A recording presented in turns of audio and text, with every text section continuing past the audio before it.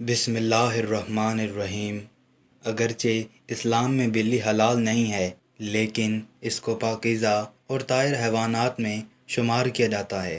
جو بلیاں کسی کی ملکیت نہ ہوں، انہیں پالنے میں کوئی حرج نہیں، جیسا کہ حدیث میں ہے کہ رسول اللہ صلی اللہ علیہ وسلم نے فرمایا، ایک عورت کو بلی کی وجہ سے عذاب ہوا۔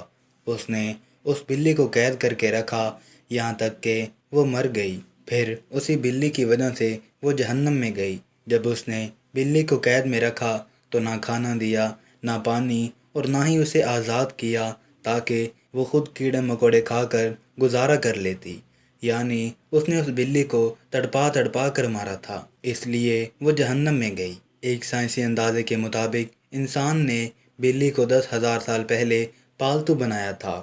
بلی آج کے دور میں سب سے عام پالتو جانوروں میں سے ایک ہے۔ افریقی بلیوں کی کئی اقسام کو پالتو بلی کے آباء و اجداد سمجھا جاتا ہے۔ بلیوں کو پہلے پہل شاید اس وجہ سے سدایا گیا کہ یہ چوہے کھاتی تھیں، اور اکثر اوقات جہاں اناج محفوظ کیا جاتا وہاں انہیں پالا جاتا تھا، لیکن بعد ازاں ان کو انسان کے دوست اور پالتو جانور کے طور پر بھی پالا جانے لگا۔ پالتو بلیوں کے جسم پر لمبے یا چھوٹے بال ہوتے ہیں، جن کی بنیاد پر ان کی اقسام اور نسلوں کا تعین کیا جاتا ہے۔ آئیے آپ کو وہ حدیث بتاتے ہیں کہ جس میں بلی کے متعلق ذکر کیا گیا ہے۔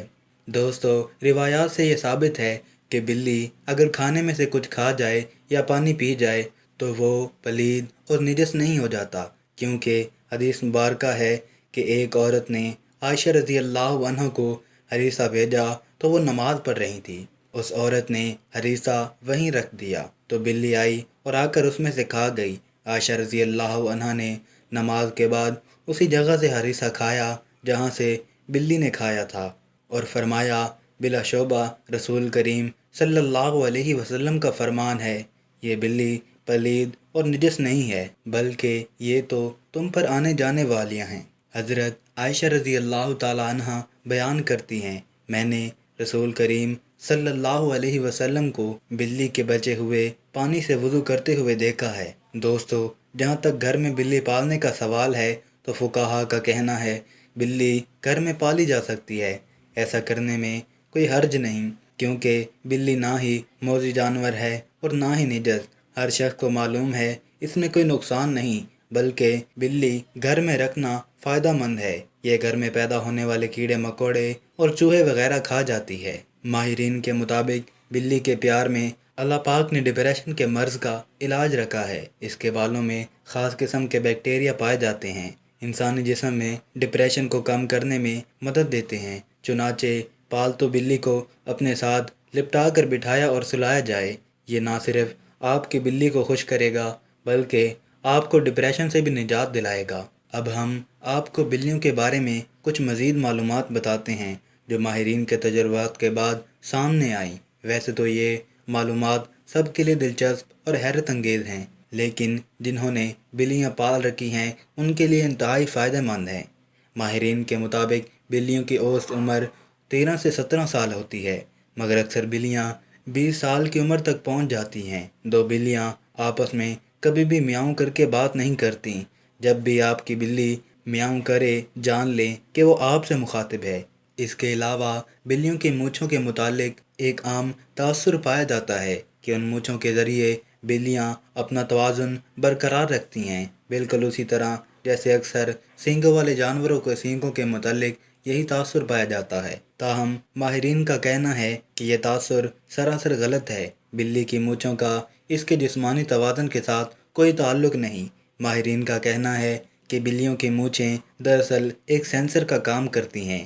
یہ فاصلے، جگہ اور مختلف اشیاء کے سائز کا پتہ لگاتی ہیں اور بلیوں کو اس سے آگاہ کرتی ہیں۔ حتیٰ کہ اندھیرے میں بھی بلی اپنی مونچھوں کے ذریعے کسی بھی فاصلے یا کسی بھی چیز کے سائز کا پتہ چلا لیتی ہے۔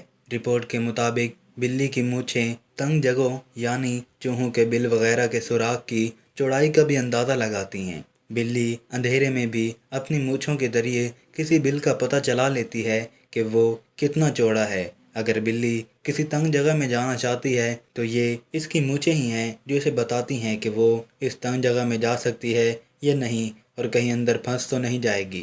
اب نقصان دینے والی بلیوں کی بات کرتے ہیں کہ ایسی بلی کو قتل کرنا جائز ہے کیونکہ یہ تکلیف کا باعث ہے۔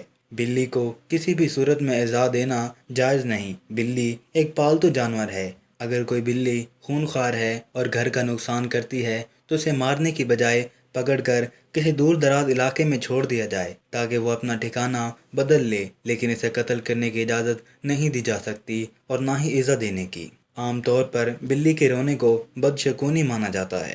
عام خیال یہ بھی پایا جاتا ہے کہ بلی جب کسی گھر میں روتی ہے تو اس گھر میں فوتگی ہونے والی ہوتی ہے۔ کچھ لوگ یہ بھی کہتے ہیں کہ بلی گھر میں آنے والی روحوں کو دیکھ کر روتی ہے۔ یہاں حضرت شاہ شمس تبریز رحمۃ اللہ علیہ سے منسوب ایک واقعہ بیان کرتے ہیں۔ حضرت شاہ شمس تبریز رحمۃ اللہ علیہ سے پوچھا گیا کہ آپ کہتے ہیں کہ بلی کا رونا انسان کے لیے بہتر نہیں ہوتا، ایسا کیوں؟ آپ نے فرمایا، خلقت آدم علیہ السلام سے لاکھوں سال پہلے جب زمین پر جنات رہتے تھے، کچھ مخلوقات سے جنات نفرت کرتے تھے تو کچھ سے پیار۔ ویسے ہی جنات کا راجا عزازیل، جس کی ایک بیوی تھی جس کا نام کبیرہ تھا، وہ بلیوں سے پیار کرتی تھی اور اس کے آس پاس بلیاں ہوا کرتی تھی، اور یوں جنات اور یہ بلیاں ساتھ ساتھ رہنے لگے، پیار کرنے لگے۔ بلیوں کی جتنی بھی نسل زمین پر موجود تھی، اسے کوئی تکلیف ہوتی تو اس کا بدلہ جنات لیا کرتے تھے، لیکن جب اللہ نے جنات کی طاقت کو محدود کیا اور ان کے لیے صرف رات کو رکھ دیا تو یہ سلسلہ جانوروں اور جنات کا ٹوٹ گیا۔ لیکن کبیرہ نے کہا، اے میرے اللہ، ہمیں اتنا تنہا نہ کر، ہمیں اتنا اکیلا نہ کر۔ تو کچھ جانوروں کو یہ طاقت دی گئی کہ وہ جنات سے بات کر سکیں اور انہیں دیکھ سکیں۔ ان جانوروں میں بلیاں بھی شامل ہیں۔ اصل میں جنات کے ایام جو وہ زمین پر بسر کرتے ہیں، انسان سے 7 دن آگے ہوتے ہیں۔ جو زمین پر ہوتا ہے وہ 7 دن پہلے جنات دیکھ چکے ہوتے ہیں۔ تبھی جب کوئی مرنے والا ہوتا ہے، جس گھر میں انتقال ہوتا ہے، وہاں جو فرشتے آتے ہیں، اللہ تعالیٰ نے بلی کی آنکھوں کو یہ طاقت بخشی ہے کہ وہ جنات کو دیکھ سکے، وہ فرشتہ موت کو دیکھ سکے، تو وہ درد بھری آواز سے رونے لگتی ہے۔ یہ بتانے لگتی ہے کہ اے انسان، یہ زندگی جسے تو ہمیشہ کے لیے سمجھتا ہے، جسے یہ آج مرنے والا ہے، ویسے ہی سب مر جائیں گے، اپنے اعمال بہتر کرو۔ تو لوگوں نے کہا کہ اے اللہ کے ولی، اگر ہمارے گھر کے آس پاس کوئی بلی روئے تو ہم کیا کریں؟ تو شاہ شمس تبریز رحمۃ اللہ علیہ نے کہا کہ تم حسب توفیق صدقہ کیا کرو اور 27 مرتبہ 4 کل کا ورد کر کے اللہ سے دعا مانگا کرو، اللہ ہر پریشانی سے تمہیں محفوظ رکھے گا۔